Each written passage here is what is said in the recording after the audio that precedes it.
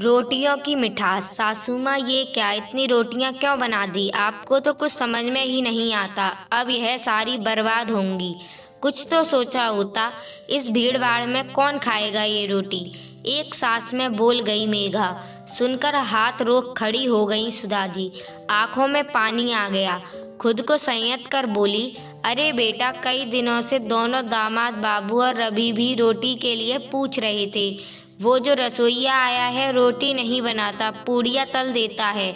मैंने सोचा खुद ही थोड़ी बना देती हूँ। ठिठकी हुई सी सुधा जी बोली। तो मेघा फिर बोल पड़ी, माँ बस करिए, कल पोते का उपनयन संस्कार है। पूजा की तैयारी नहीं देख रही, बस पेट पूजा ही देखिए। बहू की कड़वी बात सुनकर सुधा जी की आंख अब सावन की बरसने लगी।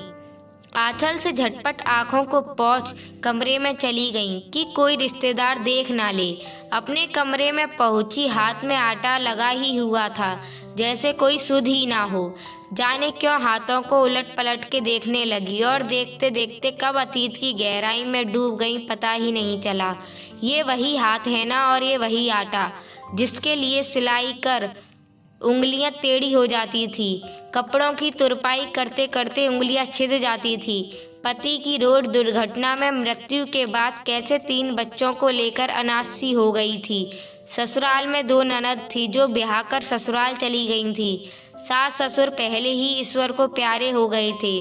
बहुत पढ़ी लिखी भी नहीं थी, हाथ में सिलाई का हुनर था। बस बच्चों के मुरझाए चेहरे देख विधाता के प्रहार को भूलकर लग गई अपने तकदीर के खुले फटे चीथड़े को सीलने।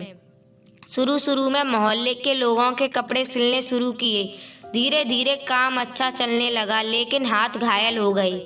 उस घाव ने इतना दर्द नहीं दिया कभी जितना कि बहू की बातों ने दिया। इसी सिलाई के दम पर बच्चों को पाला। सिलाई करने के बाद जब बच्चों के लिए रोटियां बनाती तो आटा तक नहीं गूंथ पाती, बेटी से गुथवाती। फिर जब रोटियां बनती तो तीनों बच्चे बड़े मज़े से खाते। खासकर रवि कहता, माँ तुम्हारे हाथों की रोटियां कितनी मीठी होती हैं, मन करता है यूं ही खा लूं। अपने इन्हीं हाथों से अपने बच्चों को पाला। सिलाई तब तक करती रही जब तक रवि को अच्छी सरकारी नौकरी मिल गई। रवि ने मेरे दूध का कर्ज तो बहनों को औकात से ज़्यादा बड़े घरों में ब्याह कर चुका दिया। भगवान उसके जैसा बेटा सबको दे। इसलिए तो बहू की कड़वी बातें खुद ही सुन लेती हूँ कि बेटे को कोई तकलीफ ना हो। अपने पिता की जिम्मेदारी निभाने में भी एक शिकायत तक ना आई उसके जुबां पर। उल्टा सभी के साथ ऐसे रहता जैसे छोटा बच्चा। लेकिन जाने क्यों आज बहू की बातें दिल को इतना दर्द दे गईं। शायद रोटी की बात थी, शायद माँ और बच्चे की भूख के रिश्ते की बात थी, शायद उन मजबूरियों की याद दिला गई जब बिना एक कमीज सिले रोटी का एक निवाला अपने बच्चों के मुंह में नहीं डाल पाती। माँ माँ कहाँ हो आप? रवि की इस पुकार से सुधा जी अतीत की गहराई से निकल आई। हाँ बेटा, यहाँ हूँ, और कहते हुए झटपट अपने आंसू पोंछ लिए। माँ, आज रोटी आपने बनाई थी ना? बहुत मीठी थी। हाँ माँ, सच में बहुत मीठी थी। उनके दोनों दामाद भी कमरे में घुसते हुए बोल पड़े। सुधा जी मुस्कुराने लगी और बोली, रवि, तुम्हें कैसे पता चला कि रोटियां मैंने बनाई थी? माँ, उन रोटियों की मिठास से उतनी मीठी रोटियां मेरी माँ ही बना सकती है। सुधा जी का जैसे सरदर्द गायब हो गया। जिसने मेरी तपस्या देखी है, कम से कम उसे तो उसका एहसास है, फिर क्यों दुखी होना? रवि के माथे को सहलाते हुए बोली, तुम सब खुश रहो, बस यही चाहती हूँ। और सभी खिलखिला उठे। अभी घर में रस्म रिवाजों का सिलसिला शुरू ही हुआ था कि मेघा की माँ और भाभी आई। मेघा माँ को कमरे में ले गई। कमरे में मेघा की माँ समता जी ने बैग से गोंद के लड्डू निकालकर बेटी के हाथ में थमाए। लड्डू देख मेघा उछल पड़ी, लेकिन देखा माँ की आंखों में आंसू थे। जिद करके माँ से कारण पूछा तो समता जी बोल पड़ी, बेटा, कल तुम्हारे भाई से कहकर लड्डू के लिए सामान मंगवाया तो तुम्हारी भाभी ने कितना सुनाया।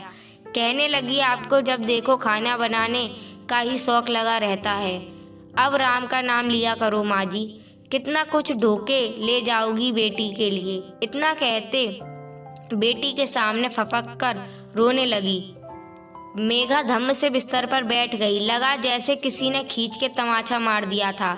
अभी सुबह ही तो उसने अपनी सासू माँ से यही सब बोला था, उसे काटो तो खून नहीं। तभी सुधा जी समधन से मिलने आई। दोनों बड़े प्यार से मिली। मेघा देख रही थी, सुबह की बात की एक रेखा भी नहीं थी सासू माँ के चेहरे पर। अचानक वह सासू माँ के पैर पर गिर पड़ी और सुबह की बात के लिए माफ़ी मांगी। और यह माफ़ी क्यों मांग रही है, ईमानदारी से वह भी बता दिया। सुधा जी ने मेघा को उठाकर गले लगा लिया और बोली, बेटा हम बुजुर्ग हो गए हैं, लेकिन अभी भी हम बच्चों का भला ही सोचते हैं। आज हम थक चुके हैं, शरीर साथ नहीं दे रहा है, लेकिन अभी भी दिल में तुम्हारी पसंद का बनाने और प्यार से परोसने को जी मचल जाता है। हाँ माँ, मुझे माफ़ कर दीजिए। अब मुझे एहसास हो गया जब मेरी माँ के साथ वही सब हुआ। सुधा जी और समता जी ने मेघा के सिर पर हाथ फिराया। तभी रवि आ गए और बोल पड़े, अरे अब चलो भाई, पंडित जी बुला रहे हैं, हल्दी वाली रस्म का समय हो रहा है। सभी मुस्कुराते हुए उठे। रवि ने माँ को देखा। उनकी आंखों में एक प्यारी सी चमक थी जो पहले नहीं देखी थी।